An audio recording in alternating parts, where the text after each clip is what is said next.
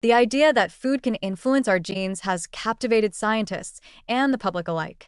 At the heart of this concept is epigenetics, the biological system that regulates gene activity without altering the underlying DNA sequence. Unlike fixed genetic mutations, epigenetic changes can be reversible and responsive to environmental factors, including diet. This has led to an enticing hypothesis. Can certain foods turn off cancer-promoting genes or activate protective ones? While there's growing evidence that nutrients can shape gene expression, the reality is far more complex, and the promise often overstated. Cancer is not a switch to be flipped by a smoothie, and oversimplifying the role of diet in epigenetic regulation can give patients false hope, or worse, lead them to neglect essential medical care. To understand how diet might affect cancer through epigenetics, it's important to know what these mechanisms are. Epigenetic regulation includes DNA methylation, the addition of methyl groups to DNA, histone modification, which alters how DNA is wrapped around proteins, and non-coding RNAs, which influence how genes are translated into proteins. These processes control when, where, and how strongly genes are expressed.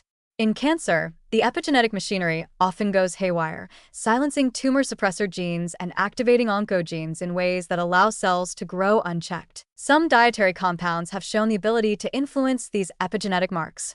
Folate, a B vitamin found in leafy greens and legumes, plays a key role in methylation. Sulforaphane, a compound found in cruciferous vegetables like broccoli and Brussels sprouts, has been shown in lab studies to inhibit histone deacetylases, enzymes that can silence tumor suppressor genes. Polyphenol in green tea, turmeric, and berries also exhibit epigenetic activity, modulating inflammation and cellular stress responses in ways that may reduce cancer risk. These findings, mostly derived from cell cultures and animal models, are scientifically intriguing, but they're not clinical evidence. In real-world settings, the effects of diet on epigenetic regulation are far less clear. Human trials examining how foods affect gene expression in the context of cancer are rare, expensive, and difficult to interpret. Individual responses to food are shaped not just by genes, but by gut microbiota, metabolic state, environmental exposures, and existing health conditions. What affects one person's epigenome positively could have no effect, or a negative one, in another. There is no universal anti-cancer diet, and no guarantee that eating more of a specific food will reliably switch on protective genes in a meaningful way. Moreover, there is growing concern that promoting epigenetic diets may open the door to dangerous pseudoscience. Online health influencers often take the concept and run wild with it, claiming that turmeric rewrites your DNA or that broccoli can silence cancer genes. These claims are not only scientifically misleading, they're ethically reckless. They frame food as a standalone therapy, encouraging some patients to delay or reject proven treatments in favor of dietary experiments.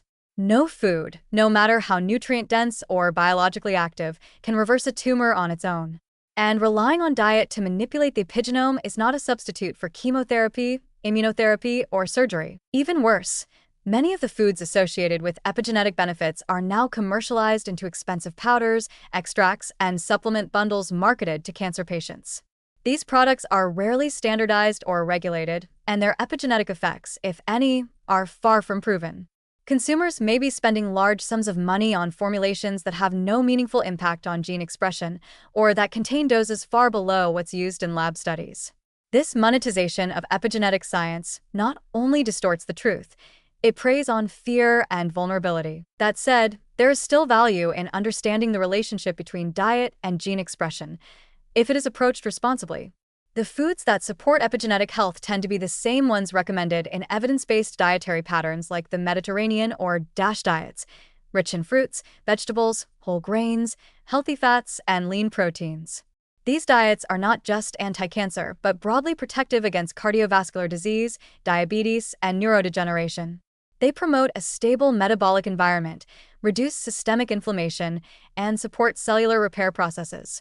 In that sense, they offer real but modest leverage against cancer risk, not through miracle mechanisms, but through comprehensive, long-term support of the body's natural defenses. In conclusion, nutrition absolutely interacts with epigenetics, and this interaction is a promising field of research.